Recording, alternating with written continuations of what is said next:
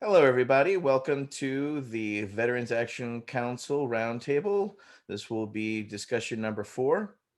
I would like to thank our council members for being here tonight. Tonight's discussion will be centering around healthcare. Our first discussion point tonight: what does your health program look like? Do you use the VA healthcare system, the Choice Program, Tricare, or something else altogether? We're going to open up the discussion. Who would like to start?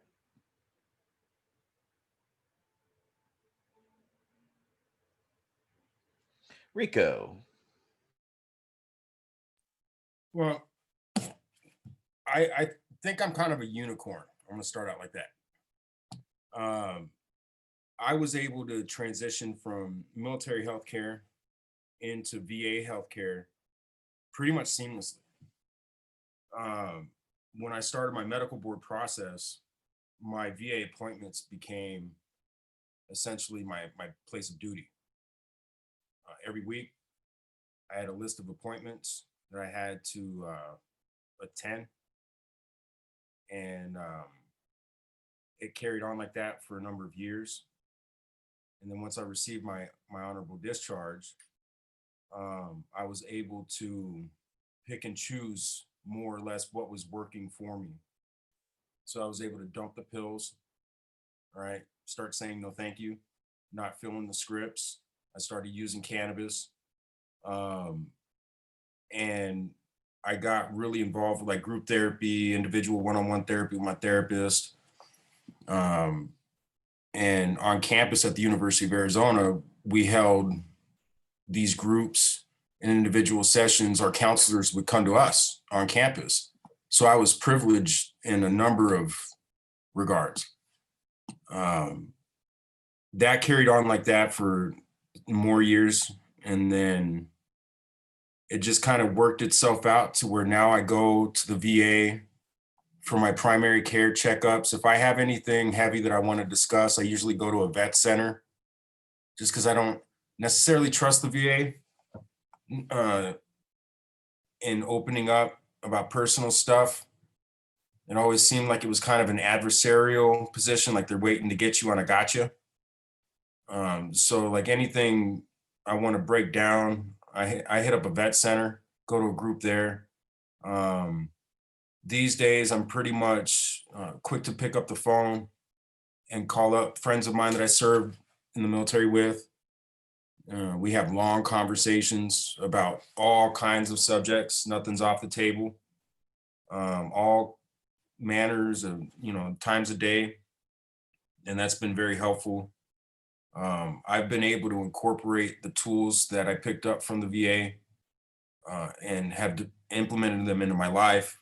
So if I start to recognize that I'm slipping into maybe some anger or anxiety, I try to just acknowledge it where it's at, keep it from going any further, and then go for a walk, get out in the garden, do some chores, do some yoga, be with my dogs. These are things that I've been able to implement and learn throughout the years of doing therapy and whatnot at the VA. But thank God I haven't had to do anything major for a while. So I keep it to the primary checks and I do the personal stuff day to day to keep me going. Thank you for that insight there, Rico. Who would like to go next?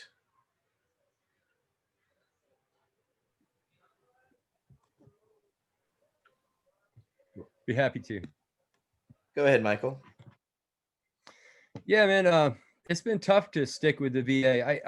I consider the VA generally to be part of my healthcare team. My day-to-day healthcare team. But more, I guess, for catastrophic events. And it has actually now. If I have to be honest with you about it, it's interfered with my ability to kind of maintain a good flow in my primary care. Routine tests, routine physicals, that kind of thing.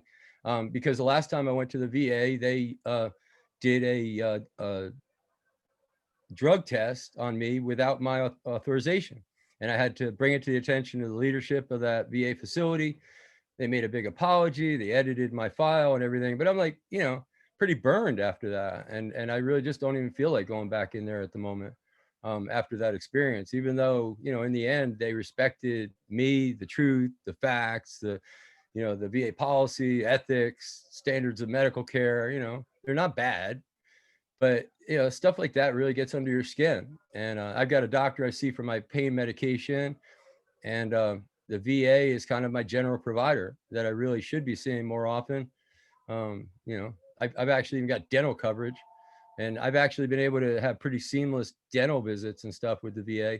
Not the easiest system to participate in on dental in the VA, but you know, that actually seemed pretty seamless. In fact, just about everything I've ever done in the VA has seemed pretty seamless, except for primary care. You know, orthopedics, you know, all the specialty clinics and stuff like that. You can find some really great people in them. Yeah, I don't know. It's a tough one. It's a tough one to find a balance, and to really. I read some statistic a while back about how somebody that has the ability to work as a team lives longer in hospital settings and in life and in general than someone that works as a lone wolf. I mean, that's something I think we all should take very serious, you know, thought of. You know, that you work as a team, you work, coordinate with others, you cooperate, and you have better access to better resources. So yeah, I kind of lament that I'm not able to take better use of the VA. But gosh, you know, the last time I went to HempFest live, I walked right into a sheet metal right outside the house when I was trying to clean up a little bit right before I left, cut my forehead. And I got cleaned up, went over to the VA because I didn't want to go to regular hospital with the 6-hour lines and all the, you know, stuff that you just see at emergency room. I wound up going to the admissions of the hospital, at the VA hospital, like no line, went right in. So this really nice guy cleaned me up, put some beautiful stitches in, sent me on my way. And it was just, you know, a great experience. I mean, if you had to rate that compared to emergency room experience, I guarantee you like it better, no matter what emergency room you went in, no matter what hospital in the whole country. So, you know, VA has its days, good days and bad days. Cumulative, the bad days, you know, really hurt us, and they're part of the federal government. So it's hard to trust somebody that's lying to you. The federal government's lying to you right now, saying that cannabis has no medical value as a matter of law. I don't like having a law lie to me. Bad enough my president lies to me. So there. Thank you very much. Brian, what is your health program? What does it look like? Yeah, absolutely. So yes, I've been utilizing the VA medical system. When I left the military, I used the company's medical plan that they provided. And during that time, we had a kid, and it was all good. When I started getting more into the VA and kind of understanding what I had at my disposal, it's been a fairly good experience. I think the VA does the best that they can with what they have. Obviously, they do have some limitations. Some of the big improvements, you know, to kind of go off what Michael was saying, in the beginning with dental, it was really, really difficult. I would say over the past 3 or so years, it's gotten a lot better in terms of I'm going to the dentist twice a year now. I don't have to beg to go once. They're setting up appointments, being a little more proactive. And I've used them for multiple things with them, and it's pretty good. Obviously, we want to see some enhancements. What I really appreciate is the choice program. That has been really beneficial for my family. Going out in town, them working it has been great. I'm sorry, that's a Champ VA. I know we're not talking about that, but I just want to kind of caveat on Champ VA. You know, I brought before with my medical care I was using at the company I worked for. You know, while we had the kid, obviously you got to pay for everything you're doing in the hospital. Well, we had my second son while they were in the Champ VA program. And I don't know how this is going to sound. We literally paid off my second kid prior to my first kid. It's like a car payment with pregnancies, you know, but we were done with him prior to being done with my firstborn. And it was the same hospital at Scripps here in Encinitas. So I think that's been pretty positive. So yeah, that's been my experience. And I know we'll hit some more things in a little bit later, just understanding everything. But I think once you kind of get dialed in, it's really not that bad, and it's been improving. Thank you very much, Brian. Robert. Yeah, my story very similar yet very different, I guess you could say. I use the VA for my primary care, and that's about as the extent of it. I was going fairly regularly for mental health treatment until I lost faith in the system and had to find a new way for my mental health treatment. And that's when I turned to like my current situation now, to where I utilize my service for others as a means for me dealing with my mental health issues. So I've been in the VA system now for many years, you know, and my wife was my caregiver for a while, and um, unfortunately, it was when I chose to utilize a different mental health program that it was actually worked out with my primary care doctor. The VA system attacked that us with that program, and actually removed my wife from my caregiver as my caregiver, and we had to adjust accordingly. And so that's kind of like played a part into that service to others, to be in my healthcare. Is I try and, you know, touching on what Mike said, it's hard to trust somebody that's been lying to you for so long. And you know, every time I go into a VA system or a new VA system, I mean, I've now been through 7 different VA systems, and I mean, I've been laughed at. I've had doctors answer personal calls during the middle of my appointments.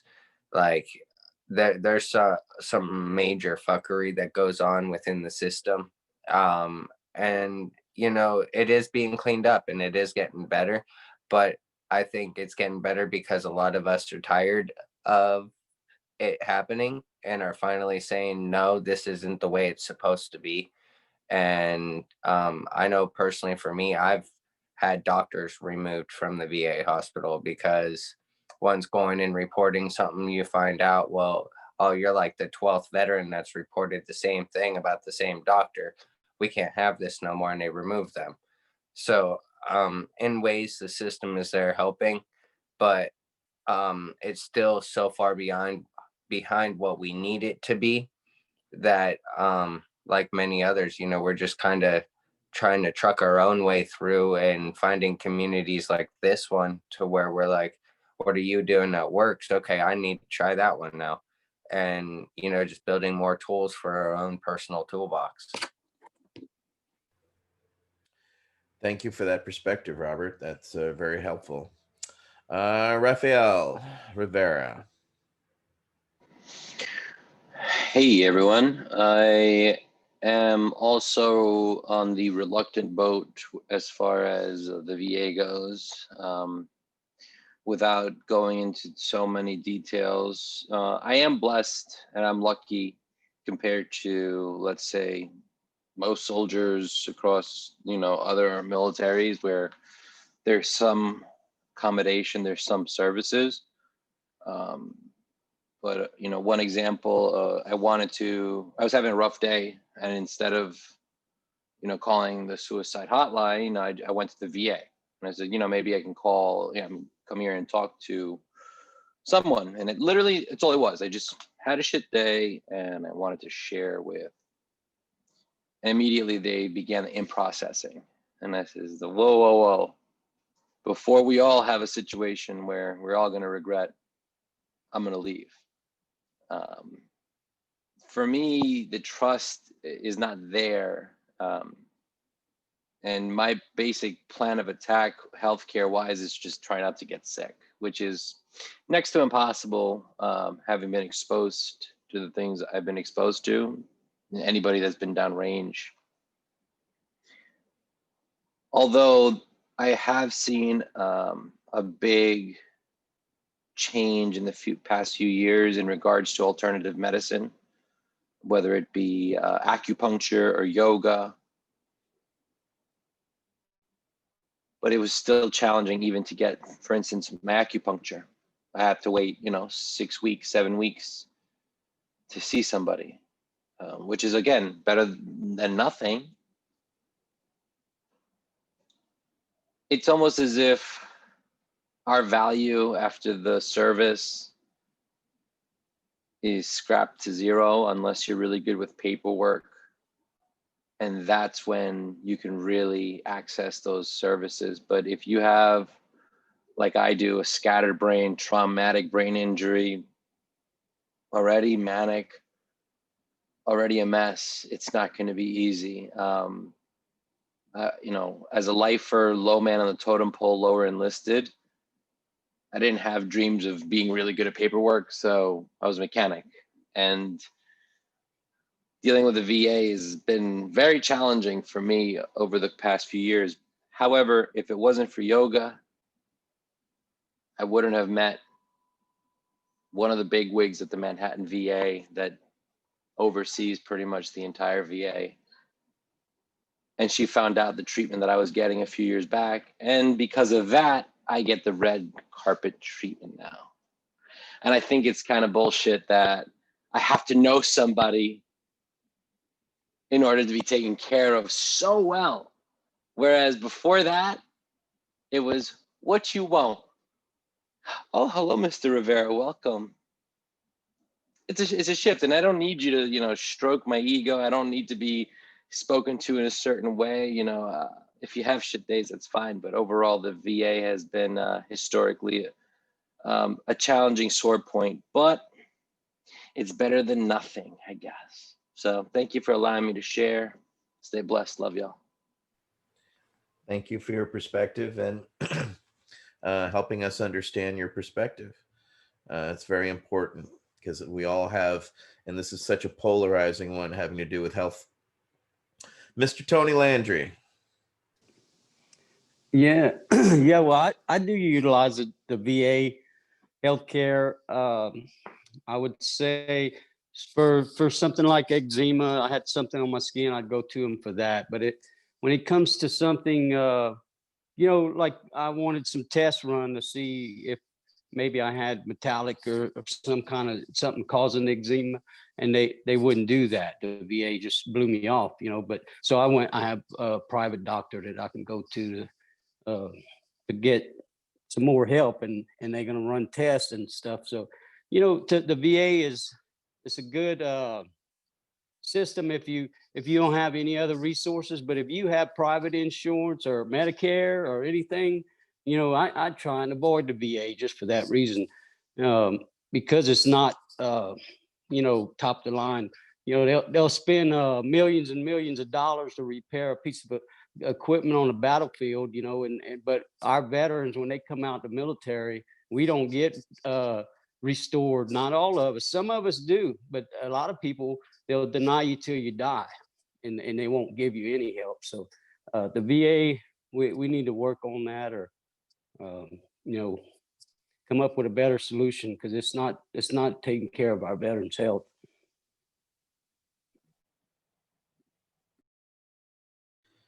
Thank you very much. I appreciate hearing that. I myself was a National Guardsman who was activated. And for me, I was grandfathered in VA healthcare by the Clintons because of Operation Desert Storm. So for me, I had it when I was initially kicked out of the National Guard for a positive urinalysis on the day of my promotion.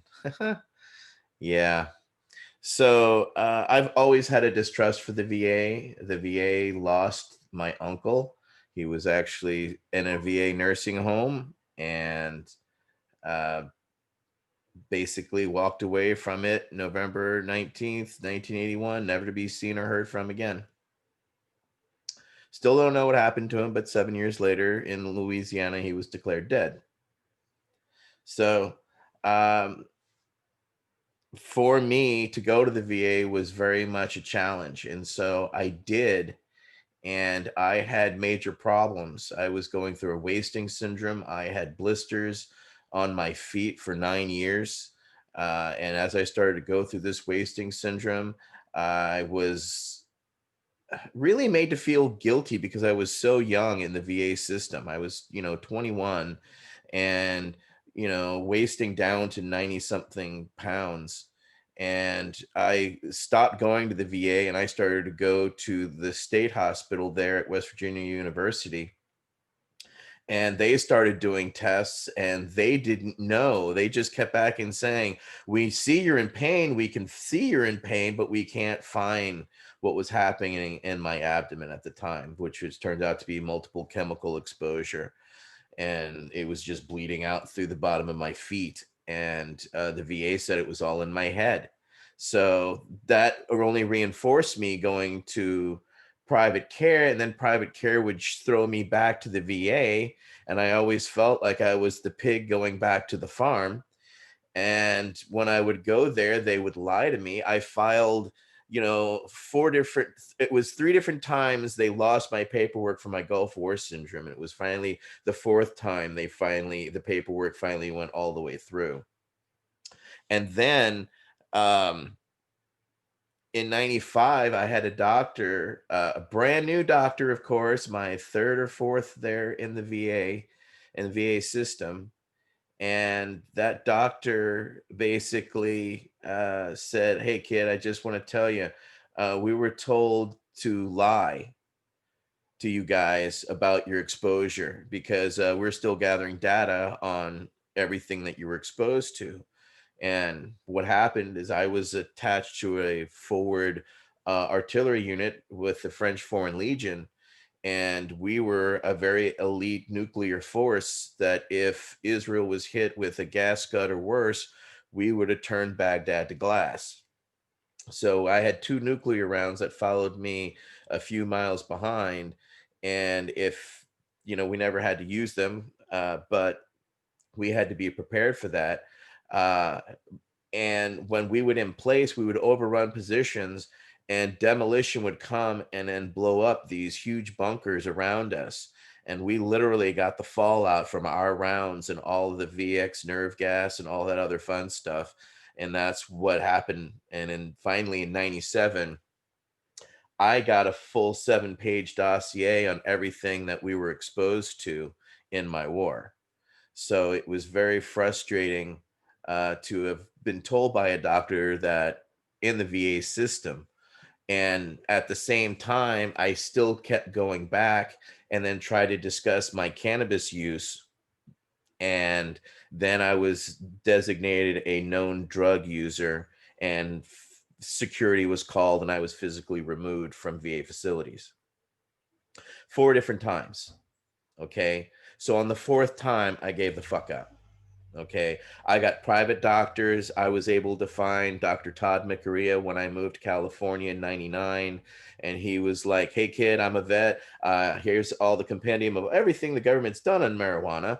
And I want to study you and make you my patient. So Dr. Todd McCarea was my pre-215 doctor and taking care of me and made sure that I had a reality that I could move forward with and have an actual doctor listen to me and understand, what was going on with, the blisters on my feet and what was actually transferring with my body in a way that the VA didn't. So, as you can hear, my experience is very unlike a lot of yours, and I have never given enough care to kind of step back into the VA system. So for me, your experiences are myself kind of looking outward, looking back in. So my experience is somewhat different, and I use and have had medical care and use regular hospitals and doctors and have my own medical doctor and system outside the VA. And I've only heard horror stories to the point where I have had no want or desire to step in or back into that system. So I'm going to go back to Michael Crowitz here because you wanted to comment on something that is very challenging for many patients, including myself, that I had to deal with, which was paperwork. Yeah, something Raphael said really struck me, that it really is unfair. I mean, the paperwork and the hurdles that you have to go through is kind of random. So, if you're in a place where you just happen to have the most stellar local person that's with AMVETS or American Legion or there's about a dozen big service organizations that can help you through your applications to get your veterans compensation and benefits and stuff. And you find one of those, maybe even right in the front door of the VA hospital, and boom, all of a sudden you've got a guide, you've got like your Sherpa to carry you through. But most vets don't really find that. I haven't found that most vets really find that. And if you don't handle that paperwork well, it's really, there's a couple of problems about it too. You're talking to your doctor at the VA hospital, and you're going through all the process of the VA hospital, and then that's sent down to the regional office of the VA, which is non-medical. They have people that are trained to read those medical files and look for keywords and understand treatments and stuff like that, and align those with the federal law, and then give you the benefits associated with the Federal Register. That's really, kind of a tricky art there, because if you say the wrong thing to your doctor, when I say the wrong thing, I mean, you're being honest, but you might describe your disability in a way that the words don't match up with what they're looking for downtown. The doctor doesn't really understand it enough to really compensate for you, let's say, and you can have that adversely affect you. When I was looking for my hip, I needed an artificial hip put in the VA. I had an artificial hip put inside the VA. They did a right good job. It's they had to revise it once, and I'm going on over 20 years with this hip. I'm very happy with the service of the VA. But I was in Omaha, Nebraska, and I sure didn't want to have them put an artificial hip in my body. And I asked the doctor, I thought it was a pretty clever question. I said, if you had to get services for your mom needed a hip, where would you send her? If money was no object right now inside the United States, where would you send your mom if she needed this hip? And he said the Hospital for Special Services in New York. So I went sort of naively, I guess you'd say, to the regional office in New York and said, I'd like to go to the Hospital for Special Services, please, and have them put in a hip. And they said, well, no, we'd have to exhaust our services first. So they actually sent me on a tour of all the services within the New York City metropolitan area. And while that's not the representative place of the United States, maybe California or Texas or Florida may be better, but it's still a huge place, huge population. And I went to a hospital in the south of Brooklyn there that was scary. It was actually scary. It could have been a set for Apocalypse Now, like a hospital scene in Apocalypse Now. And then I went to, a hospital in New Jersey. It was almost the same thing. And then I went to the Bronx VA, and the Bronx VA was pretty cool. I mean, it was a compound. It was like razor wire, and it was nuts. And it was in the middle of the South Bronx. And it felt a little like intense going in there, but they were all cool. They were great. And the doctor had the Hospital for Special Surgery on his jacket, and everything went smooth. The hospital, everything except this. During the time that I had my surgery, they lost power, and the hospital system, I'm not judging their decision making, so, and this wasn't my point of bringing up the story, but they actually did not have the air conditioning on in the operating suite while they put on my hip in my body. And after the surgery, my doctor's dripping from sweat. I thought maybe he went and played racquetball. He's like, no, man, I just did your surgery, and at night, it got so cold in the hospital, it was crazy. And the daytime got so hot. And then the next day, I'm watching the news. This is Bronx, New York. I'm watching the news on the monitor, and there's a shooting at the VA hospital in Bronx, New York. I'm like, wait a minute, I'm in Bronx Hospital. VA. Downstairs in the freaking lobby, the guard was murdered by somebody trying to come in and steal drugs from the hospital pharmacy. So I don't know. It's just such an odyssey. Somewhere in there is a story, though, about just how hard it can be to try to get good access to treatment, and how hard it is to line up with that. And the last thing I'll say, in all I fought for 10 years, and I'm good with paperwork. I didn't have a traumatic brain injury. I fought for 10 years on their paperwork. And then I saw a guru inside the service organization that I had seen many, many years earlier. And just somehow, twist of fate, I saw him again. He looked at my file with a new eye, even though he wasn't even doing that job anymore. He was doing a different job. And he looked at it and he said, you know what? Maybe there's two different codes that apply to your disability. Maybe we can just put in a correction form rather than an appeal, and maybe they'll go for that. He put in a correction form, and within like 3 days, my rating was changed, and I got 100% total and permanent. Went from 60% combined total to 100% total from a freaking correction form. It's like an 8-month process to go through the appeals process, and they'd never tell you that. That's the thing about the government. if you ask them a question, they'll tell you the answer that benefits them. And then they'll tell you the answer that, maybe doesn't benefit them so much, but it benefits you and them. They won't tell you about the one that benefits you and doesn't benefit them. Government's notorious for not giving you that third answer. So. Notorious is an understatement. Want to go to Brian? Yeah, thanks. Definitely, some stories are definitely kind of coming back here as we're having this discussion. But, one thing I want to really stress out to people is in terms of, with mental health, using VA choice or the VA system itself. Myself, I'm 100% post-traumatic stress. I went in to go get some mental health and go see a therapist, and they talked to me about the choice program. And I'm like, all right, great. It's a little bit closer and we'll try it out. And what I noticed was I probably spent 3 sessions explaining my background and what I did in our mission sets and all that good stuff. I think by the 4th session, she was no longer terrified of me. But there was like a little bit of coaching that had to go along there. So it was kind of like, yeah, I'm not this person who just, had a bad day at their house and whatever. It's, there's a little bit more depth here in terms of, I would say in the violent space, which makes people sometimes uncomfortable. I went over and started working with the VA, and I'm just going to say they were, they were snapped in. I mean, it's like they see a bunch of people like me with my stuff, and we kind of got through that and started working on what I wanted to work on. So I found that a little bit more beneficial. Just my personal experience, but I just wanted to get that out there. And then another thing with the VA, which did really anger me, and Robert, while you were talking, it kind of spurred this one with me too. I mean, you guys see my face. I look at this beautiful mug all day, right? So for about a year, I had like this red mark right here on the side of my cheek, which was not always there. Went into the VA, saw my doctor, kind of explained as we're going through my physical, and I'm like, listen, I don't know what this is on my face. I mean, it wasn't anything big or, you've really noticed it, but I did. I'm like, I'm not sure. I just want to go have a dermatologist, someone check this out. Because I have been exposed to a lot of sun. I'm Irish. I've been sunburned, all this stuff. So, I just didn't want it to be like a skin cancer thing and just let it kind of go.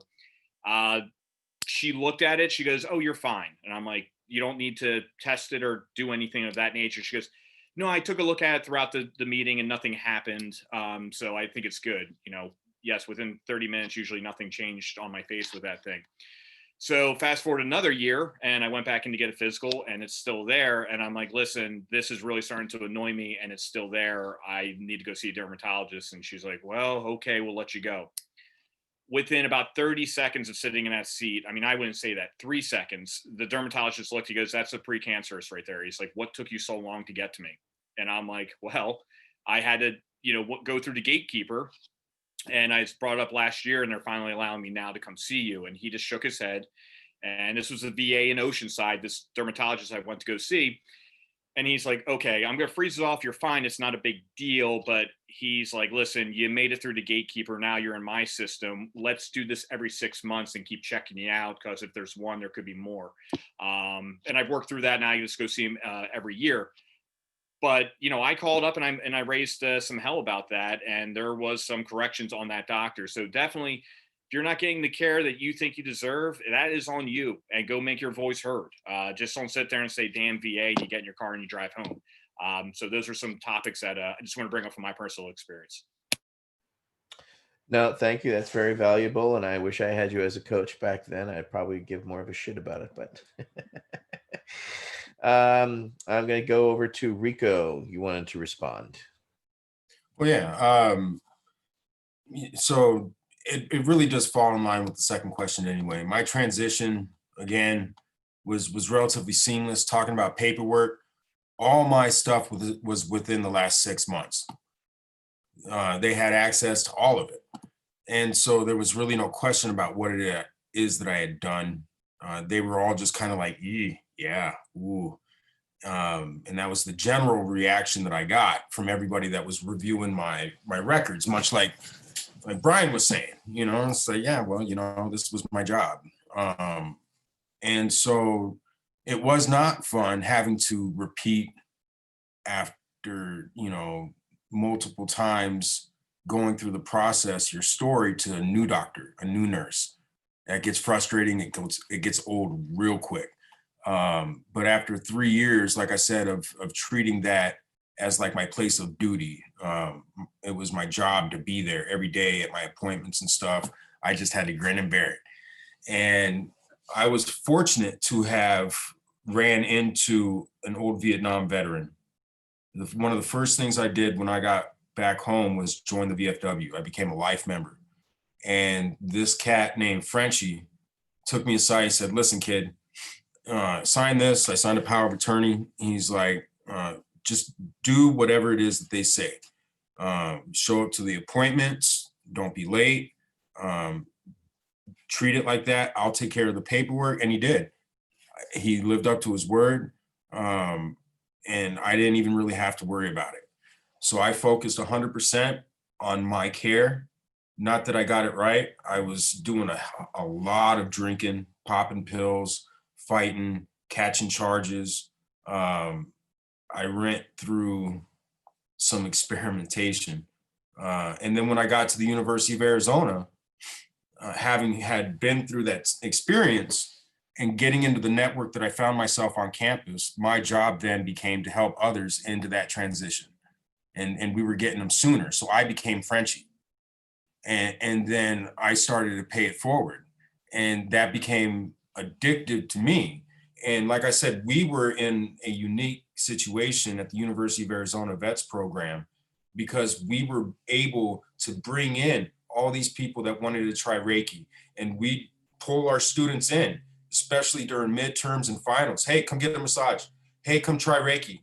Hey, let's do this meditation practice. Let's go do yoga. Let's do this, that, the other. Let's do community service. So there's always something to do, always somebody to talk to, a group, accountability, a lot of people being proactive, and you have the people there. So it's unfortunate that you have these gaps where you have some really awesome, tremendous services with some tweaks that need to be done. It's not fucking utopia, right? But then in other areas, you just have the security guard getting murdered downstairs because somebody's trying to lift a script from the pharmacy. Fuck. So yeah, that I just wanted to share my experience, my transition. And I understand fully that it's unique. It's not how everybody gets it. Okay, Robert.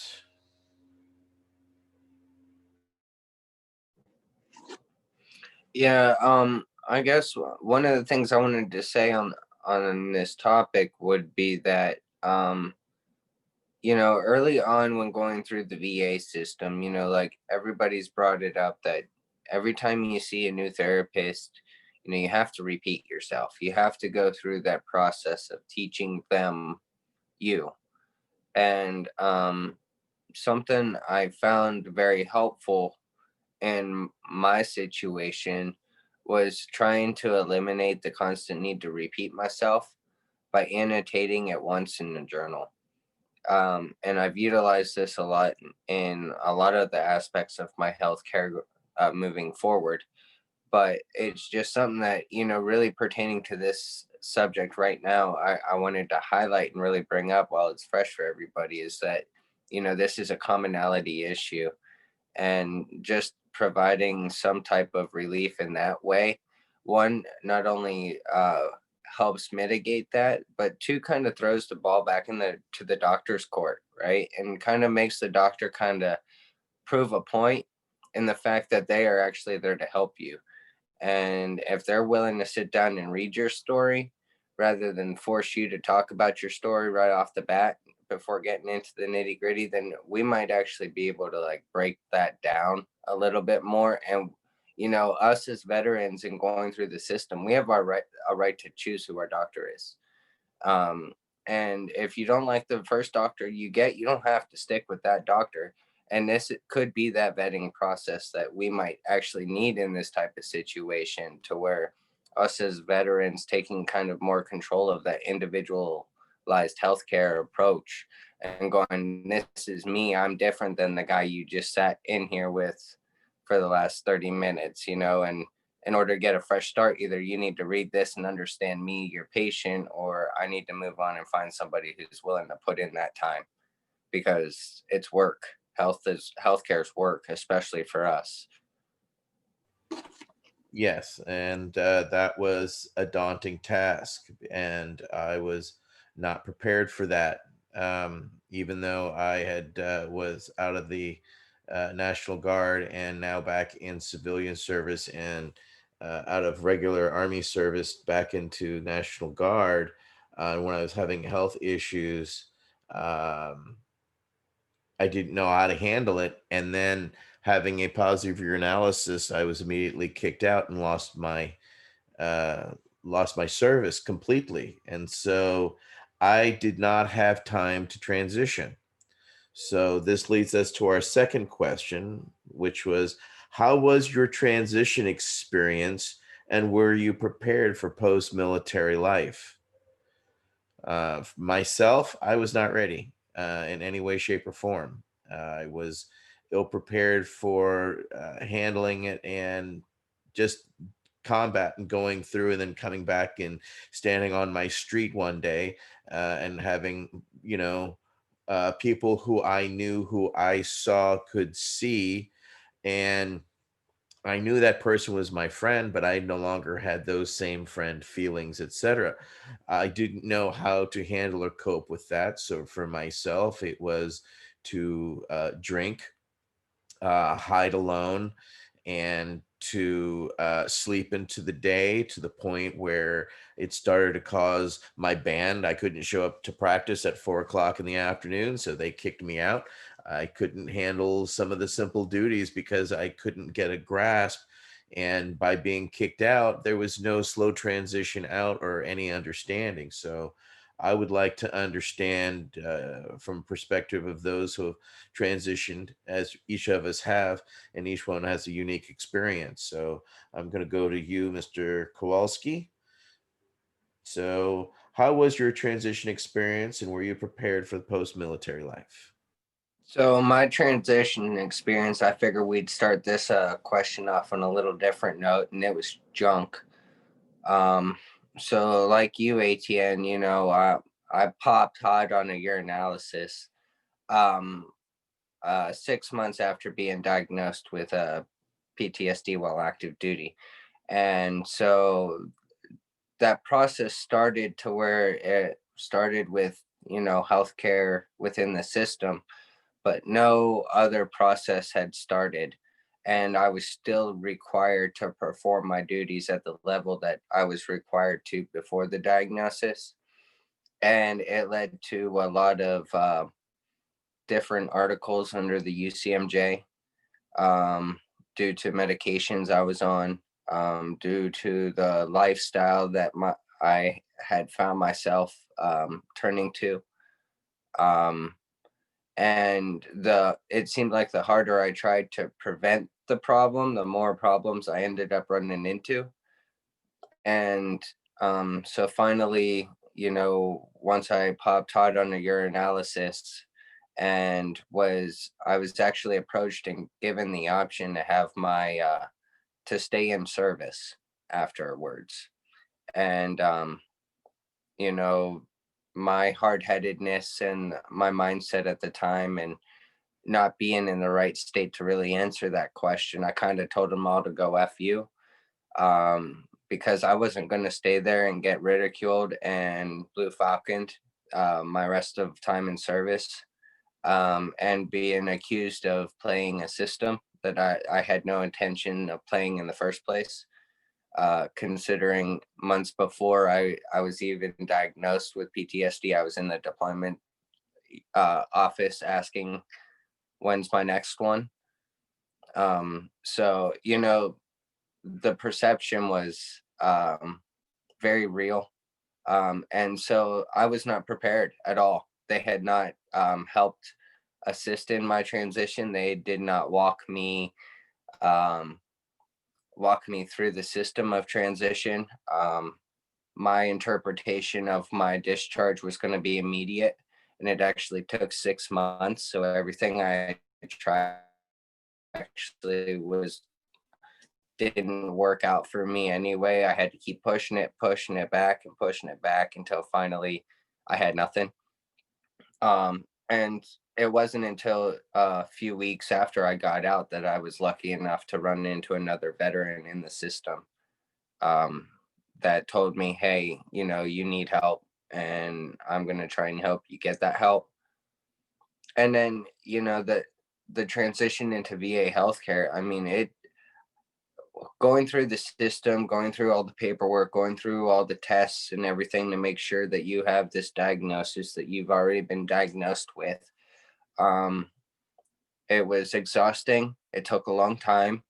During this time frame, I became homeless. I lost everything. My car ended up totaled in a 13 car pileup. So I had that on top of everything else. So, I mean, it was the top of the spiral that sent me spiraling out of control. And it was the transition of the process that actually started off that spiral, in my opinion. Michael Crowitz. Yeah, man. I don't know. You know, the transition for me, it was right on the back of that medical board. So I was getting ready to change. Remember, I told you a story. I was going to go into the Army, get retrained, learn how to fly a helicopter and all that. And then they put me out. I always felt like, you know, getting out of the service, I would just continue right on sort of in the same jobs that I was doing in the military and just take a huge pay increase. And that just wasn't really possible. The job that I was doing required, you know, I required retraining, you know, and I knew I needed to be retrained. So I don't know, I was kind of ready for that when I got out. You know, it was pretty straightforward. But the thing was that I got out in 1986. And right before I got out, in the process of getting ready for all this medical stuff, you know, knowing that I was going to need a hip at some point in the near future, and I was already working on medical tests. I can't remember what all they were doing, but the doctor calls me up and tells me, "You've tested positive for AIDS." And this is, again, this is 1986. You know, it's like not a time when we really understood much about that, other than that it was a death sentence. And the doctor tells me, "Oh, this could have been a false positive, actually, because our tests aren't that great, and we've sent it off for a corroborating test." I actually separated from the military before they got the corroborating test back from the lab. And they finally came back. They actually called me. I remember I'd gotten home, driven all the way across the country from my last duty station, and I was pulling in my dad's driveway. My dad comes out and he says, "It's a phone call from your doctor at the Air Force, your Air Force doctor." And he's telling me that, you know, it was a false positive. Don't worry about it. When it was months and months and months and months that I thought I was dead. And it was just a surreal sort of, I don't know, it's like daydreaming, like walking around in sort of a daytime nightmare, you know, that everything looks different. It's like when you first come home from a long vacation and even your dog looks strange to you, you know, it's like that on everything. And it just really felt very, very surreal. When I look back in my mind, it's almost like that's a black and white movie in the middle of my color existence, you know? And then the rest of my, you know, I came down to Virginia and got hooked up in activism, and the rest is sort of history, as they say. Well, it's a poignant history and one that's we are thankful for. And needless to say, thank you again for your work this week. Michael scored a significant victory for the world and for medical marijuana. It is now actually recognized and legal in the world, thanks to your work at the UN. So I just want to say a special thanks to you. And keep up the great work. We love you. We're going to go to Rico. You talked about it slightly earlier, but you want to talk on specifically how your transition went? Yeah, I think it's important not to let the military off the hook. I think we focus a lot on the VA and what they do wrong, what they do right. I don't think we talk enough about what the military is doing. how they're using the government issued property that they're responsible for, and how they're returning that government issued property essentially back into CIF, if you want to consider civilization CIF. And everybody who's been in the military knows how difficult it is to get your gear turned back into CIF, especially after a deployment. You end up buying all kinds of new gear, doing all kinds of new stuff. So there's a whole new discussion, I think, that has to go on how citizens are entering the military, how they're being treated in the military, and how they're being discharged from the military. And in my experience, I didn't want to talk about what I had been through in Iraq. It was made very clear, like, don't make waves, you know, blah, blah, blah. This is, the op tempo isn't stopping. It's increasing. We're going to do more deployments. They're going to get closer in succinction and our secession. And this is just going to be the way it is. And it was understood that if you fussed about it or started talking about how you had issues or you couldn't sleep or, oh, I'm drinking too much or this and that, you're on shitbird list immediately. Immediately, you're flagged, non-deployable. This guy's a head case. Go get him to the shrink, put him on light detail, essentially bitch detail, put him on CQ, and then run him out. A lot of people getting bad discharge paperwork who, you know, if the VA were to look at their paperwork, I feel a lot of these cats would be deserving of benefits. So when I spoke out about what it is that I was suffering from, I knew that I did so basically shooting myself in the head as far as my military career was concerned. And thank God for the VA, because they caught me. They caught me just as I was leaving a very bad situation in the Army and was getting discarded, stigmatized, and thrown out like I was some clown after I had already done almost 300 combat missions. So did not take kindly to it. And I think I unleashed a lot of that venom on my nurses and hospital staff and primary care teams when I was just getting into that system, because I think, quite frankly, I knew I could, because they're civilians, they got no rank over me. And I think that I was a little bit too belligerent at times because I knew that, quite frankly, I could get away with it. Because what's the worst you're gonna do? Make me go home? Tell me you don't like me? Hurt my feelings? And so once I started to be accountable for my own actions and be proactive in my healthcare, it really, really, really started to change around for me.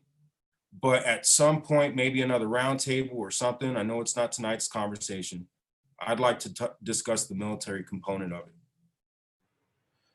Oh, there's no doubt, you know, the military made us, and the reason why we have to go through the system. I agree. There are deeper levels to this, and I agree. It's worthy of a further discussion. I'm going to take this over to Councilmember Rivera. How was your transition experience, and were you prepared for post-military life? Similar to Rico, I project, if that's fair to say, on less than pleasant folks. My transition was, I came home, I was a reservist, I should clarify. I deployed to Kandahar, and when we came home, we were at DMOB for maybe 5 days. And it was interesting, you know, they kind of like, are you okay? Are you good? Are you experiencing any of these things? Oh, okay, good, kind of deal. And they said, if you are experiencing these things, you're gonna have to stay an extra few weeks. And, you know, most folks are ready to go home. And like most folks with an ego, I said, I'm fine. I got nothing wrong with me. And 5 days later, I was back home on the streets, driving around, drinking, partying. It wasn't for a lack of effort that they didn't try to set folks up, but they made it vague enough, and the motivation really wasn't there after a year of Kandahar.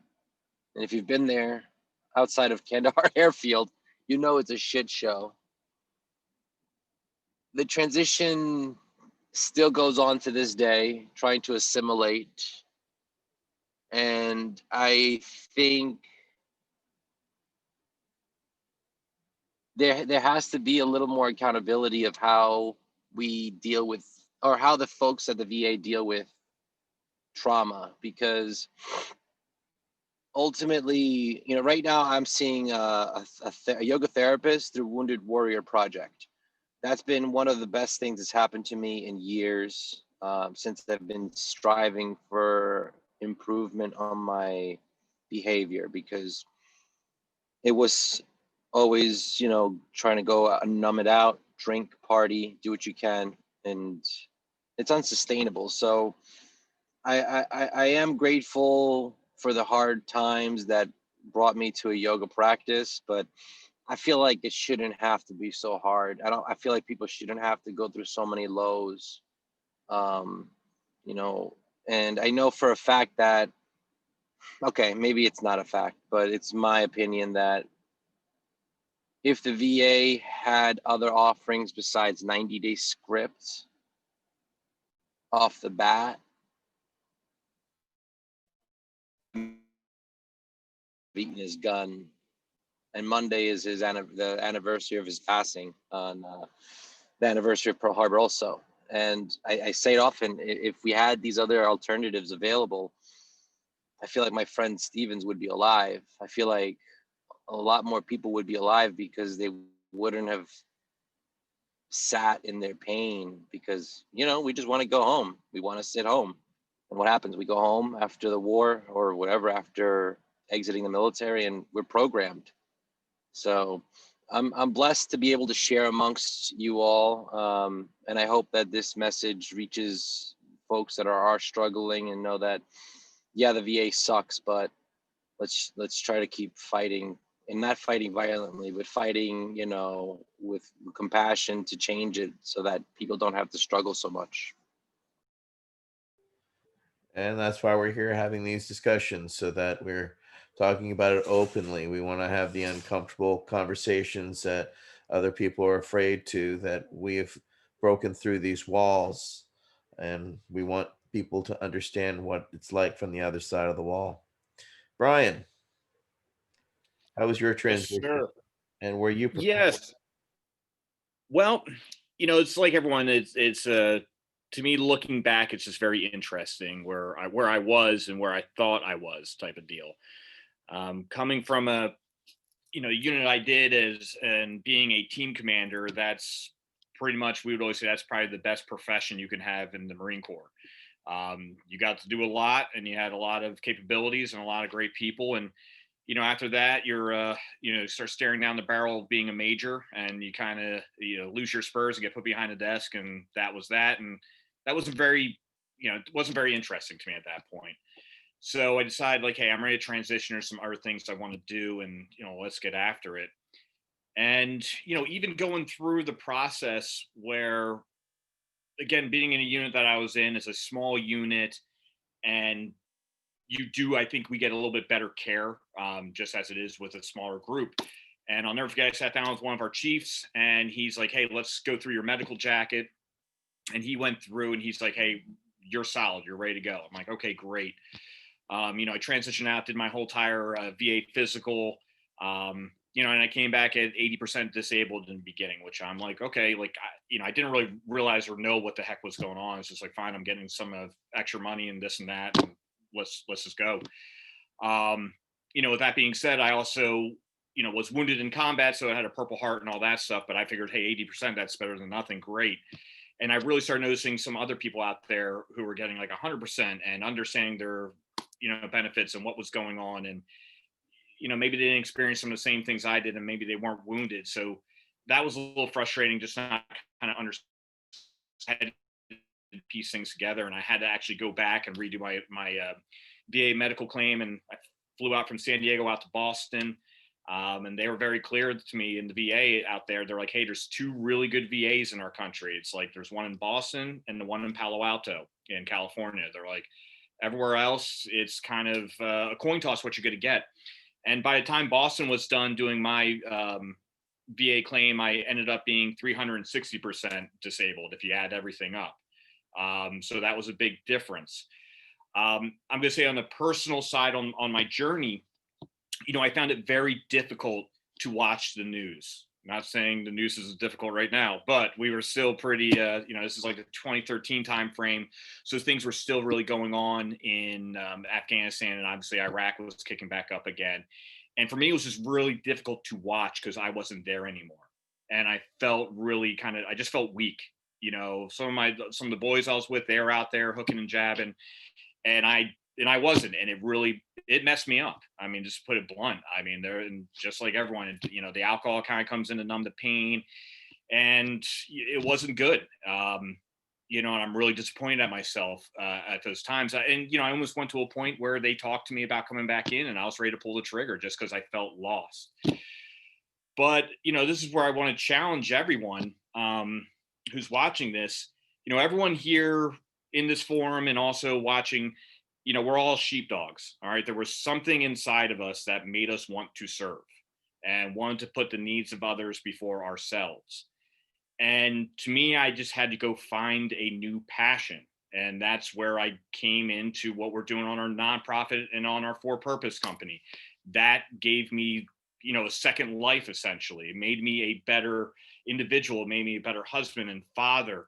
I'm not even getting a paycheck right now, to be honest with you, but, I was working at a very good ed tech firm, and I had a very, very nice salary walking out of the military. But it wasn't happy. It wasn't what I wanted to do. And that's where I just want to challenge people. I mean, it's kind of like what we deal with on our Battle Brothers side when we're working with veterans who are dealing with opiates and who are dealing with alcohol or dealing with PTS.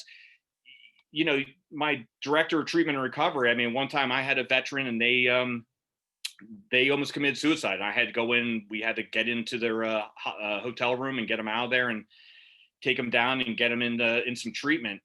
And, we're doing great. And then next thing you know, this guy just said, hey, I'm done and I'm going to do my own thing, and walked away. And it kind of crushed me.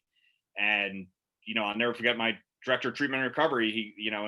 He's recovering alcoholic himself. And he just said, he's like, the 12 steps are a real thing. And that one step where you got to say, every decision I've made in my life has got me to this point, and I need to raise my hand and I need help. But it comes on the individual. The whole entire village could want to be there and help you out, but unless you're committed and you want to do it, nothing's going to happen. And that's where I challenge people. Hey, don't sit there and say, I served and I don't feel like I'm getting this, and I'm just tired with my life and all that stuff. Trust me, people are there who want to help you. You probably have a lot more supporters than you even realize.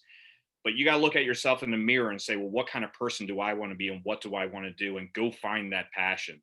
I'm very emotional about that. I believe in the human spirit, that if you believe in yourself, great things are going to happen. So those are some of the things I just want to tell people. And, one last thing too, while you're doing this transition, people who are out there thinking about it, make sure that when you're doing your VA stuff, it's not time to be a hero. All right. If you feel pain while you're leaning over and you're trying to touch your toes, tell them, don't tough it out. If you feel pain doing this or something's bothering you there, get it all out. Because if you hold back on stuff, which I did, in terms of my post-traumatic stress, I mean, I was just like, hey, I am what I am, and I'm fine.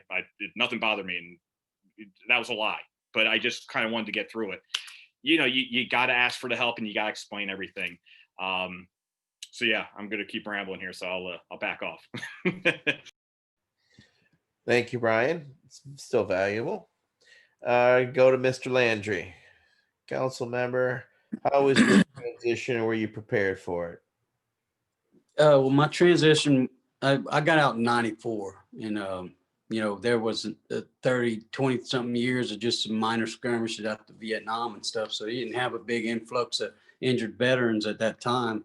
And so it went well. The ship I was on, the USS California, They put me through a transition program, transition assistant program, they call it TAPS.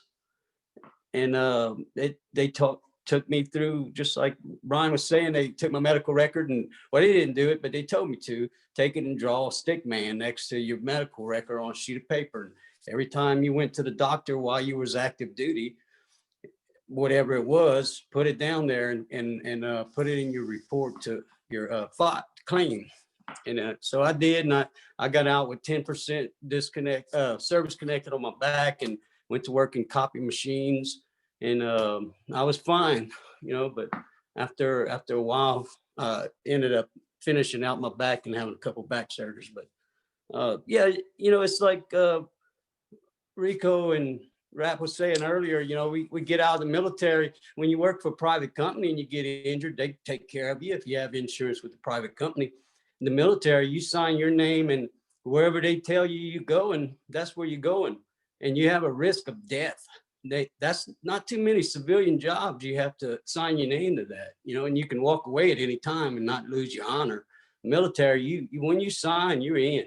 And when you get out, you're not that you're a shell of what some people are, a shell of what you were when you went in, And like I was saying earlier, if it's a piece of military gear, they will spend, if it has a nick on it, they're going to spend millions of dollars to fix it and put it back in use. But us, they just open the door, and some of us get help, but many veterans out here about, they apply for benefits and they don't get it. And that needs to change. The VA needs to take responsibility for us. We did our job as veterans, and the Department of Defense needs to step up and take care of us. So yeah, I got out okay. I got benefits, so I'm doing a lot better than a lot of other vets. Right on. I want to thank you all for your discussions on these points. And we try to finish these discussions from our perspective is, what's the fix? We've talked about our health program. Some of us have the VA, some of us have choice, some of us use Tricare, some of us don't use the VA at all. We understand that everybody's also transition experience is different. So each one of us have a different perspective on what's the fix. So we're going to start off with Councilmember Kowalski. And what's your fix? So I guess I have a couple things that I could add to that, but very briefly, I'd like to touch previously on what Tony was just talking about. And, it's been brought up a couple times in the last couple of questions, actually, about that transition process going in and then coming out. And, thinking of it in the perspective of a child, we have parents in society that teach us and train us for 18 years of our lives, preparing us for the future. And then for some of us, as soon as you enter basic training, no matter what branch of service you go into, the purpose of basic training is to change you and conform you to their society. And so they have now taken on that responsibility role of parent to ensure that you conform in the way that they feel necessary to perform that mission in the job. And then when you're thrown out into the world at the end of your service, there's nobody there to help assist that transition again, that teaching that needs to occur. So I think that's a perfect way of looking at it, in a sense, especially for those that haven't served, that might come across this video, that there's a very lack of, I guess, education in the sense of what it means for us to be civilians again. How do we take our skill sets and incorporate it into your society? Because the military as itself is its own cohort of society that lives by its own set of rules and its own set of standards. And it's our responsibility to 24/7 live within the confines of those standards until released to duty.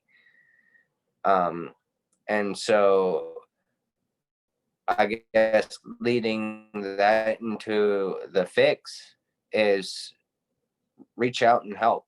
Tell us, help us understand the system. Help us understand what it means to be a civilian again in the year 2020. And also, a couple other things would be find your purpose. Brian touched on it very well. And, through the work that I do, we actually promote the fact that healing begins with purpose. And it's through finding that purpose again that we could really start focusing on ourselves and figuring out what we actually have to give to the table. And then to end it off, I'll go back to my journaling aspect. So breaking down barriers is something that seems to be a constant reality in this game called life. And especially in our healthcare, working with the VA and otherwise, and dealing with cannabis specifically. And so I had to learn early on that data proves everything, especially to doctors and to nurses. And so I had to come up with nifty and what I felt were unique ways of looking at my own healthcare. And that goes, take back your own healthcare and treat your own healthcare like it's a new purpose in the beginning, if not throughout your journey. And if we do this, then we start finding new ways of breaking down the barriers. So creating a journal on not only your story, writing down your story one time, getting it out on paper, that's one therapy in itself if you can do that. And two, it might help alleviate the fact that you need to keep repeating your story over and over again. But on the side of cannabis, I actually was able to break down a lot of barriers and journaling my cannabis use, and how I was utilizing, when I was utilizing, and showing the benefits in my day-to-day life. And so if we can keep proving benefits in day-to-day life, utilizing the tools that we are learning from each other in our community, then I think that is going to be the stepping stone forward in actually changing the type of healthcare we're asking for as veterans and as individuals in society. Thank you for that. That was very well thought and succinct. Council Member Pereira, what's your fix? My fix would, so first of all, I would say that it is an individual decision that you have to make. So in my life, my fix was to be proactive. It's been said on here many times to be proactive. And I had to let my ego down. I was thoroughly defeated when I showed up to my VA mental health appointment. I had nothing else to lose. Well, it turned out I did. I lost my marriage, but personally for me, here in my soul, I had nothing. She may have well already been gone. And so once I took that power back from myself, and it did become an op order situation. This is what I got. These are my resources. These are who's out here. These are the next steps. Boom, boom, boom, boom, boom, day to day, week to week, month to month, year to year. Same fucking process. Tedious. Sucks. It's work. It's life. And so if I had to offer a fix to the VA, just a magic kind of Tinkerbell tap, I would switch out the pharmaceutical approach for the plant-based option. Cannabis, DMT, psilocybin, ayahuasca, ketamine, and MDMA too. These things have shown promise And if you were to kill the ego, be proactive, be honest about what it is that you've experienced. You don't have to elaborate. No more, no less, just what the fuck you did. Switch out the pills for something actually productive and soul searching, and combine that with what is already there with therapy and all this other stuff, the program, the yoga, the dietitians and all that stuff, hiking, GI Bill, the groups, camaraderie, accountability. I think you'll see tremendous improvement in our situation, right? And then finally, I would just put out there that as a volunteer who signed up to serve my country after we were attacked, I watched the towers come down like a lot of you here. I watched that shit on TV and it changed my world forever. I told my boss that day I was quitting and I was gonna join the military. And I had work to do because I was a high school dropout. I had been involved with gangs. I had been doing some stupid shit. So I had to work my way into the military. I had to earn it to get into the military. I had to prove that I wanted it. I got turned down by recruiter after recruiter after recruiter because I was all tatted up. I wasn't coming with the best record. I was a true delinquent. But something about that attack turned on my fuck it mode, and I knew I could do it. So I volunteered to serve my country, and I went out and I did that shit honorably. I put it down. I have no shame about how I served my country. Now, the politics is a different thing. And the politics kind of fucked me up when I got back. But in addition to what it is that I said about personal accountability, that switching the VA, I would encourage others to tap back into that volunteer spirit and find your fucking tribe. Because there's people out there like you who want to meet you, who want to encourage you, who want to support you, who want to be your new tribe. And you're not going to fucking find them if you can't go outside and engage them. So that's my fix. Thank you very much. That's wonderfully passionate. We're going to go over to Rafael Rivera. What's your fix? As I burn a hole in my shorts. Well, first of all, I wanted to say what you just said, Rico, hit me and made me smile. I feel like I have found a new tribe here. And I'm laughing at the comment. Thank you.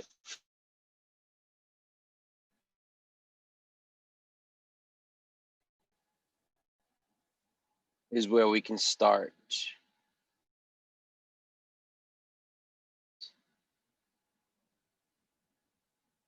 When I'm transparent, I offer other people the opportunity to do the same thing. And within the VA, there's not a lot of that. Within the government, within all that system, there's a lot of bureaucratic red tape. There's a lot of shit that makes it challenging. And I feel it's appropriate to be transparent. There's a book by Sebastian Junger. I think it's called Tribe. And it's a fantastic book that really encompasses the divide and how abstract conflicts are within our technologically insulated bubbles that we live in right now. And if we can just, and it's taken me close to now 10 years, and it's still hard to talk about without getting really upset about anything that happened overseas.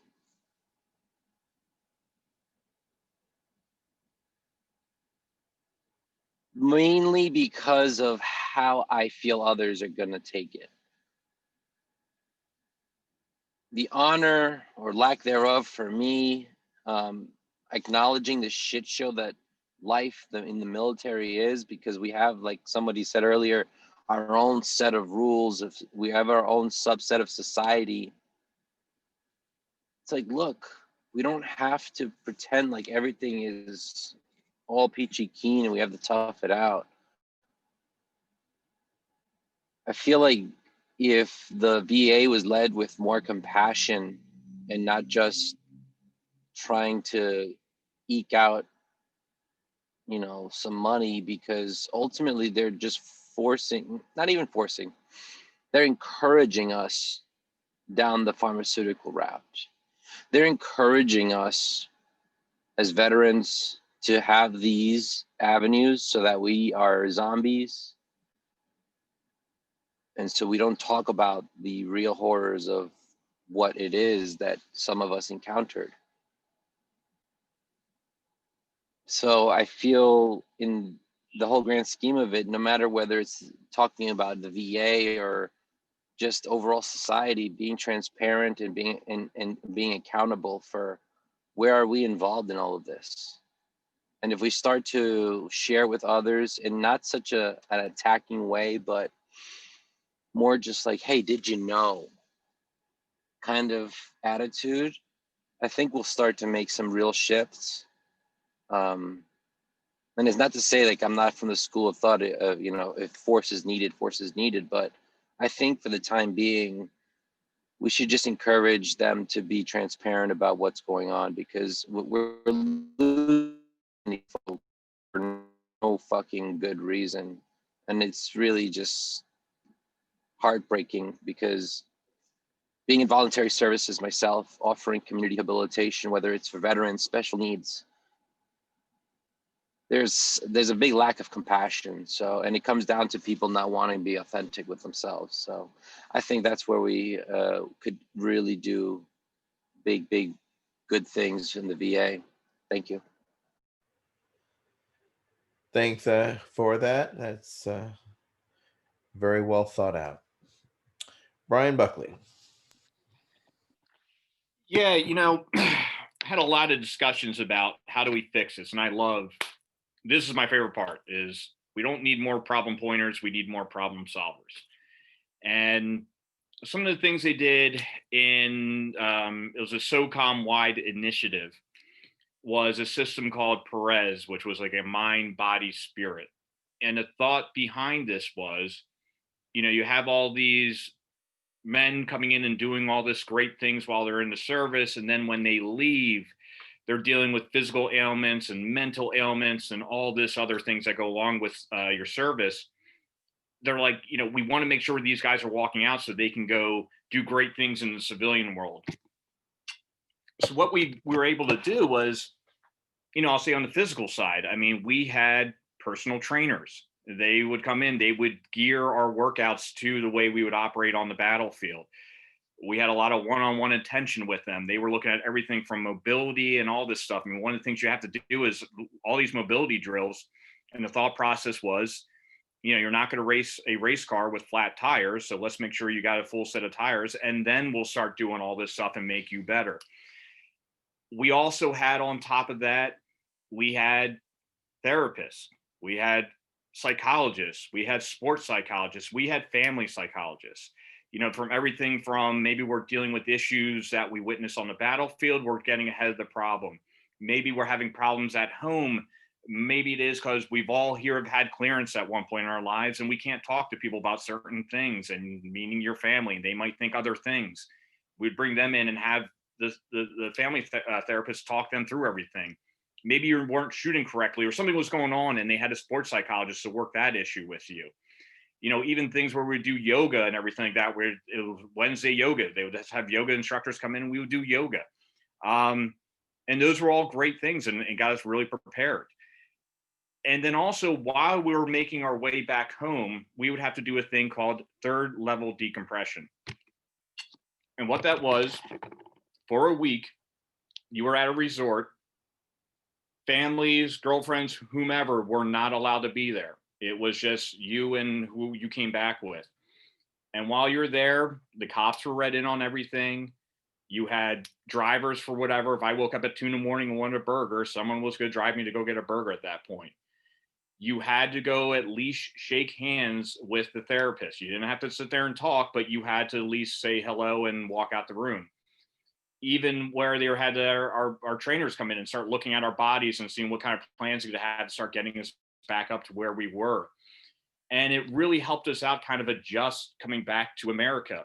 And the whole premise of that was they're looking at how we deployed and redeployed. Say, let's look at World War II. They went over on a ship to Europe, and it took about 2 weeks to get there and about 2 weeks to get back. Well, some of the things they noticed was I could have saw a horrific incident, and it really bothered me. Maybe I sit down and I have lunch with Rico on the ship, and I just kind of talk about it. And next thing you know, Rico's like, hey, I felt something very similar. Now you don't feel so alone, and you kind of talk it through, and now you're not isolated, like, hey, I'm the only one or something weird. And it was just a great way to adjust to get back to civilian life or back to America. They were talking about people in Vietnam. They could have been in a horrific firefight, and then about 72 hours later, they're laying in bed with their wife and a new kid they just met, and they're still trying to figure out what the heck did I just go through. And you really started seeing some issues. And the point I bring that up is great. They were doing it for SOCOM, but for the most part, we're older guys. I mean, if you look at, say, conventional forces, like when I was in the infantry, I mean, your sergeants were gods. I mean, they were there. They were huge, like, big guys. Well, on my Raider team, our sergeants were our babies. So, I mean, essentially, you had a very older, more mature individuals, and clearly we're a smaller team. There was a lot of communication. We understood what we were doing, what we were getting into. I think about those kids who might have been conventional forces and standing in the corner in Baghdad and seeing a vehicle-borne IED go off. Horrific things happen to people, and they might have no idea why the heck they were even standing there at that corner in Baghdad. I mean, and they just can't really comprehend it, and it starts eating away at them. And I just thought to myself, how amazing would it be if we actually put the investment into all of our forces and did a program like I had, and that return on investment you would get. Yes, it's going to cost money up front, but then on the back end, you might be saving money with VA disability claims and all that stuff. And more importantly, you're going to have someone who's better, more prepared, and adjusted for life outside of the military, and just give them all the tools that they deserve. So those are one things I'd really challenge the Department of Defense and Congress to say, hey, why don't we take a look at this and see why it's working for these guys, and why aren't we doing it for everyone? As you are transitioning, when you're ready to make that move, hopefully maybe it's a year out and you're kind of already thinking, we need to start really holding that veteran or that soon to be veteran's hand and let them know exactly what all their benefits are. Make sure they understand everything, not just like VA disability, but also things they can go out and do in life and take advantage of with their GI Bill and things like that.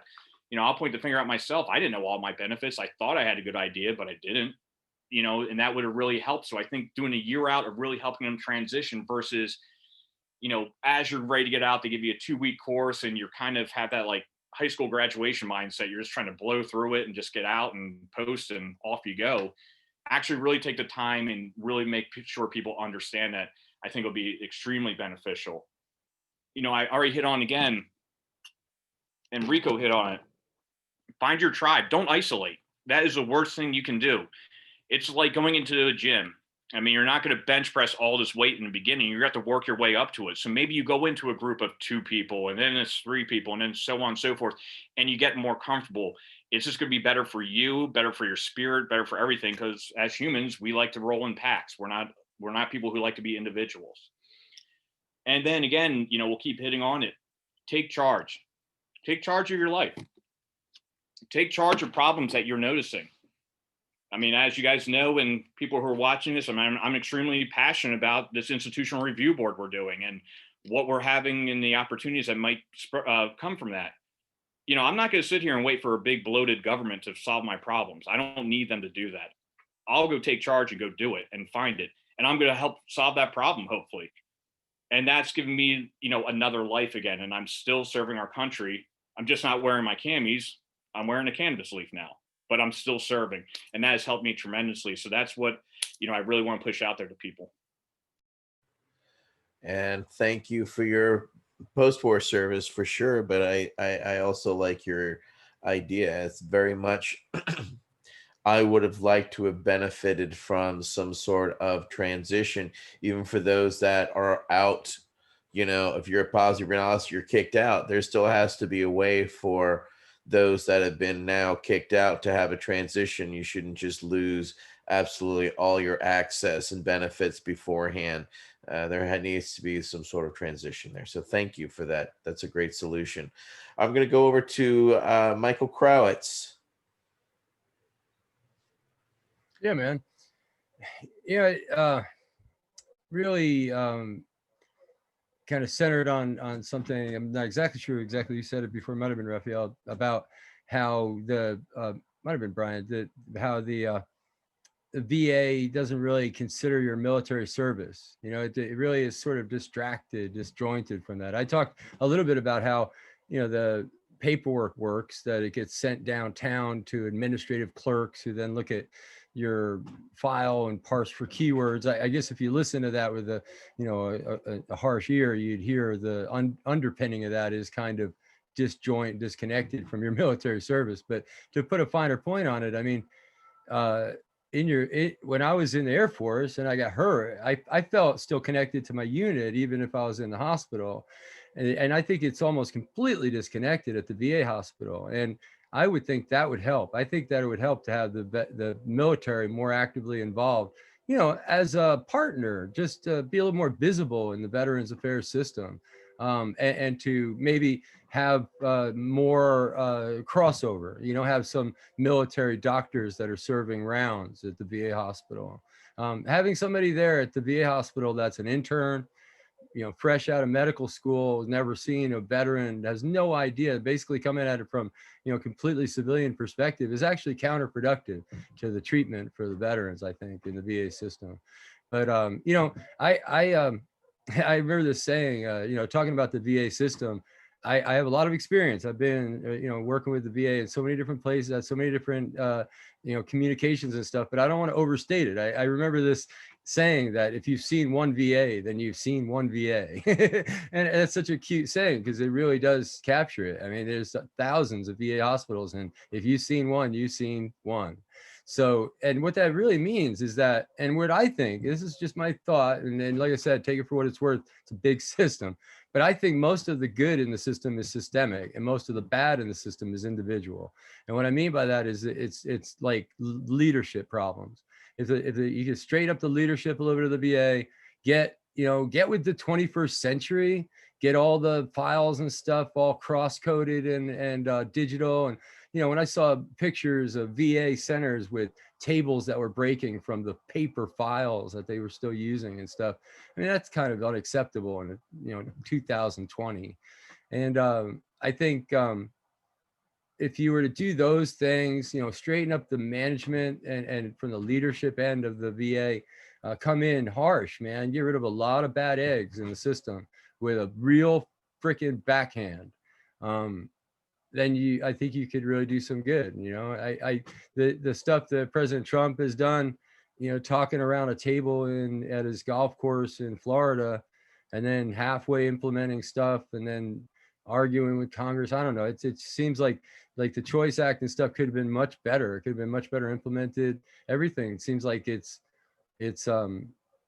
half dragged down by politics and ideological arguments that may have something to do with war, or may have something to do with privatization or anything. It doesn't even have anything to do with us. And then, they strip all that away, and then you wind up with some, really good ideas, some bad ideas, but not a heck of a lot of transparency. So I think, with the Trump administration, previous administrations, it really could use some leadership. The VA marijuana policy has been on the books since 2010. And I bet you could do a poll, some kind of internal poll, and go ask primary care doctors and pain specialists and others that, would be necessarily those who would need to know that VA policy. No, none of them know it. The leadership of the VA doesn't promote that, doesn't help them understand that. And I'm using that as an example because it's so relevant to us. But I imagine there's other things as well that, the leadership of the VA knows and the rank and file don't really operate under. Well, that also brings us to a point that hasn't really been discussed, such as if you're transitioning out, what happens if a higher up doesn't like you? and starts to reel you out. Brian, you want to touch on that? Absolutely. Unfortunately, you see that more not, and that really, really frustrates me. All right, you're already a one percenter. You've done a lot. Now it's your turn to go live that American dream you fought so hard to defend. And then you got some idiot giving you an earful or making your life difficult to go do what you need to do to transition. Number one, if you are one of those people, stop. Number two, if you got a problem, come find me. Number three, I guarantee you are probably someone who talks a big game, but never lived the big game. All right. It always seems to be those people who like to play video games and act like they were in the video game, where they just sat around with a coffee mug and felt really good about themselves. If you are an individual and you're transitioning and you are a young kid, which I can't believe I'm saying that now, but I'm 40, so I guess I'm old. But I'm just saying, go talk to someone. I guarantee you got someone in your pipeline, and doesn't matter if you got to blow the whole ship up. If you got to go up to the man himself or the woman herself, do it. Because that's the only way things are going to get done, because you do need that time. And we've all said it. It's like, I didn't have enough time for this or enough time for that. Well, now it's your time at this point for you to go get ready. And the military and our country owes that to you, to make sure you are best prepared and equipped to go do what you go do in your next battle. And that's the civilian life. And then another thing I think the VA should take a hard look at, I know they're working on it. I remember hearing Secretary Wilkie a year or two ago talking about it, but you need to get more veterans in key decision billets within the VA, in more leadership roles, because there is an emotional side to this. You're just not dealing with a patient, you're dealing with a veteran, and you kind of need to understand their circumstances and what they've gone through and just be there with them. And I think that would make the program go a lot more efficiently and serve our veterans better if they got veterans in those positions that say, hey, I got it, and we're going to spend an extra hour at work today because we need to take care of some people, not just punch out at 5 o'clock and go to the happy hour. So thank you. No, it's key. And that's an important thing to realize, is that, just because you're transitioning out, people can be jealous if you're transitioning, because they still got a few more years left. So, be aware, but, take no shit. Take what's yours is yours, All right, I'm gonna go over to Councilmember Tony Landry. What's your suggested fix? Well, the fix is to figure in the human cost of the war. I mean, Department of Defense spends trillions of dollars to discover new technology to fight wars and everything, but the humans, it's not repairing the damage that was done to these veterans. And part of the historical methods of warriors when they come back from war is doing some of the things these guys are talking about, the psychedelics, having ceremonies and giving them a task afterwards to keep them busy. But the psychedelics would be a big help with the VA if they started using these psychedelics to get the veterans out of that world that they were in, and let them see that there's a new path. That you can fight this stuff. Well, I can only talk about my chronic pain. I don't have emotional pain with trauma that some of the vets experience, but the chronic pain, I could just cuddle up in a ball in a shell and not do anything. But my advocacy work gets me out in the morning, gets me up and gets me started, and it gives me a purpose in life. And that's what keeps me going. So that's my fix. Thank you very much. I think when I'm thinking of all your conversations, it reflects on my stepdad. My stepdad was Joe Smith. He was a kid who ran away at 16 and joined the 517th Airborne for World War II, and found himself jumping behind enemy lines on D-Day, literally the only survivor of his platoon in the Battle of the Bulge. Was there to liberate Dachau. And when he came back and he tried to use the VA, they told him that his paperwork was lost in a fire in St. Louis. They told that to a lot of World War II vets. And fortunately, Joe didn't listen, and he did further research. And finally, in the 80s, he got what he needed. And he got his designation as a World War II veteran, and the VA took good care of him. So I've seen positivity and, you know, how they treated that older generation. They definitely treated them a little differently and significantly differently than how I was handled and others that I know have. So it reminds me that, you know, even though you serve, you still got to fight for everything you have. And on top of that, document, document, document. Make copies of everything. Keep extra copies, then make extra copies. I had VFW, American Legion, and DAV file my paperwork, and it was all lost every single time. So, you know, even when you're fighting for your benefits, you know, the frustration is there, but keep fighting. And, you know, just I can't think further than, you know, what Robert said. Document when you go throughout your service, you know, keep a journal. That journal is important. You're going to need it, especially once you're out, so that you can make sure you have proper documentation and they know exactly what you've been through. Don't be like me. Don't give in to the shame and feel shunned and be dismissed. You know, it was a long and painful road out of that, and it was very lonely. And being marked as a known drug user, I had no choice. I could not go back to the VA. So I had to figure out a different way and a different path. So uh, I think, you know, one of the things that would be helpful as well is whoever is running the VA administration has to be using the VA healthcare. I think that is a key reality that is missing from quite a few people who have run that, because if they had to actually use it, as Michael would say, they would find, yeah, I've been through 7 or 8 different VA facilities around the country, and without a doubt, each one is different. How you're handled is different, how you're looked at, what you can look forward to and expect. And that's the frustration. And that frustration is because 80% of your doctors, every doctor, for the most part, a lot of them go through the VA system because there's immediate tenure. So I would suggest a longer tenure, because a big frustration that we have is they have what, a 3-year tenure initially. And you know, we need a little longer with our doctors. I'm, you know, frustrated going and meeting a new doctor every single time, and they keep getting younger and younger and younger and seem to have less and less answers. So, you know, we also need a pool of educated doctors, not just a bunch of starters who are trying to get their feet wet.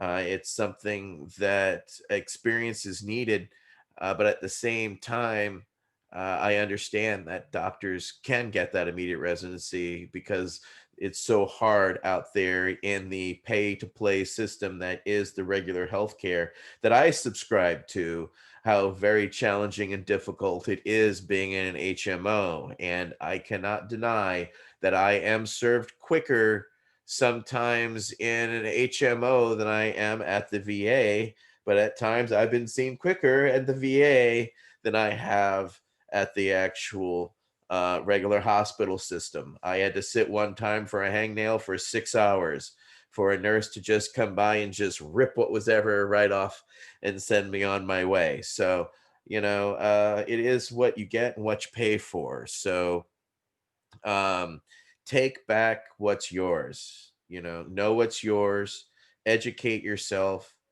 Some of us here have educated ourselves to the point where we've helped other vets get the services that we don't have. So, you know, there are VSOs. That's why there is the American Legion, VFW, DAV, you know, IAVA. So many different veteran service organizations are out there to assist and help you with your benefits. So if you find yourself standing on the outside and you're like, oh shit, I didn't pay attention to the class I should have, these are the people you need to be reaching out to that can help and assist you to climb back into the system so that, you know, you're not so lost anymore. So there's a lot of help out there.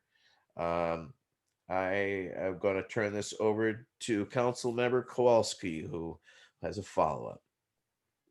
Yeah, I just wanted to throw something in there to the civilians that may be watching this, um, sit who might be sitting back questioning, well, why does this matter to me?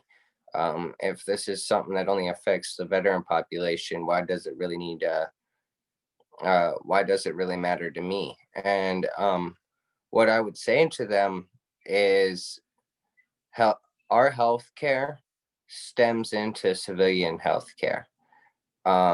So we see that war has created different situations and scenarios in modern medicine that have caused things to ramp up and move forward at a quick rate.